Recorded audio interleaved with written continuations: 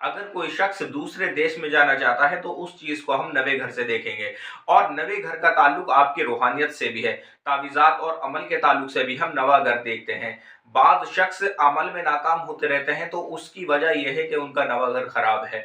अगर किसी शख्स की हम रूहानियत को देखते हैं तो वो हम नवे घर से देखते हैं। अब बात करते हैं 10वें घर की। 10वें घर से हम काम को देखते हैं, करियर को देखते हैं। 10वें घर का ताल्लुक करियर से है। बाद शख्स ये सवाल करते हैं कि मुझे कौन सा काम करना चाहिए जिसमें मैं सक्सेस हो जाऊं।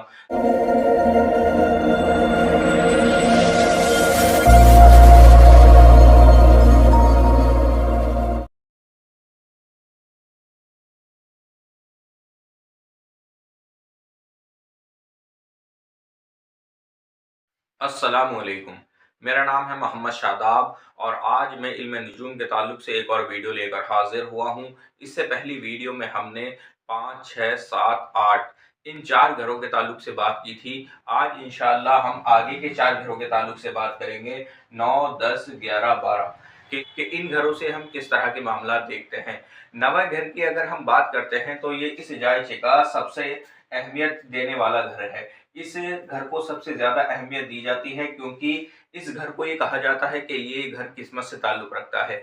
बाद शख्स आपने देखा होगा कि कोई ऐसी चीज तैयार करते हैं जो मार्केट में बेची जा सकती है।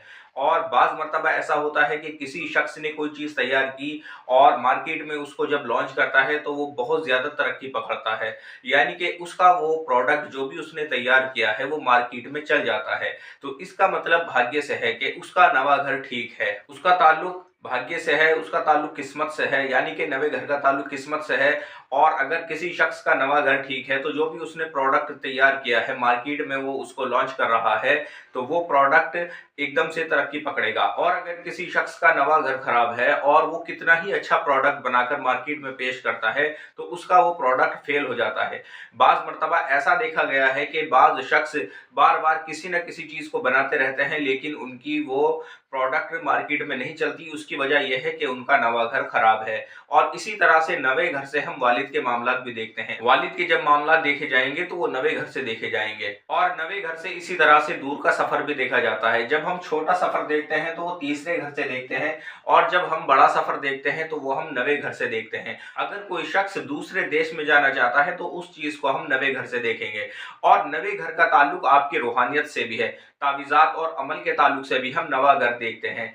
बाद शख्स अमल में नाकाम होते रहते हैं तो उसकी वजह यह है कि उनका नवा घर खराब है। अगर किसी शख्स की हम रूहानियत को देखते हैं तो वो हम नवे घर से देखते हैं। अब बात करते हैं 10वें घर की।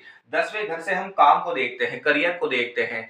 10वें घर का ताल्लुक करियर से है। बाद शख्स ये सवाल करते हैं कि मुझे कौन सा काम करना चाहिए जिसमें मैं सक्सेस हो जाऊं। तो उसके लिए हम 10वां घर देखेंगे कि 10वें घर में कौन सा सैयारा है, उसके ताल्लुक से बाद में उसको बताएंगे कि आपने ये काम करना है। 10वें घर से हम इस तरह के मामला देखते हैं।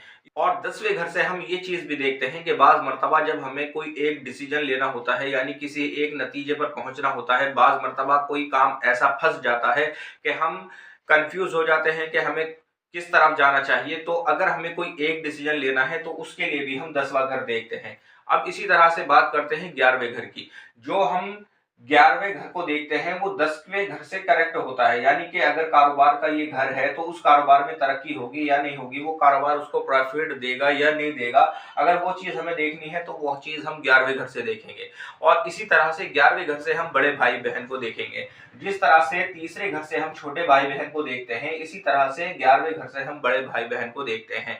और 11वें घर से हम बड़ी बीमारियों को भी देखते हैं, जैसे कि ब्लड प्रेशर की बीमारी है या दिल या गुर्दे की कोई बीमारी है, उस बीमारी को भी हम 11वें घर से देखते हैं। यानी कि जो भी बड़ी बीमारी देखनी है वो हम 11वें घर से देखेंगे।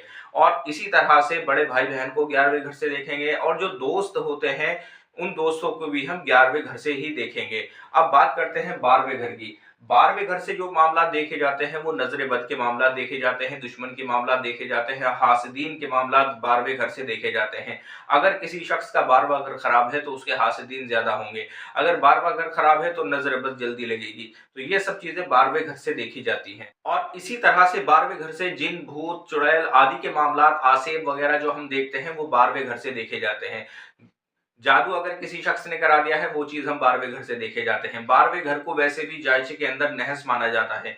इंशाल्लाह आने वाली वीडियो में इन जायचे के ऊपर, इन घरों के ऊपर और खुलासे के ताल्लुक से बात होगी। आज की इस वीडियो में इतना ही। और किसी ताल्लुक से आपका कोई सवाल है तो आप मेरे व्हाट्सएप नंबर पर मुझसे राब्ता करें या मुझे कमेंट करें। अस्सलाम वालेकुम।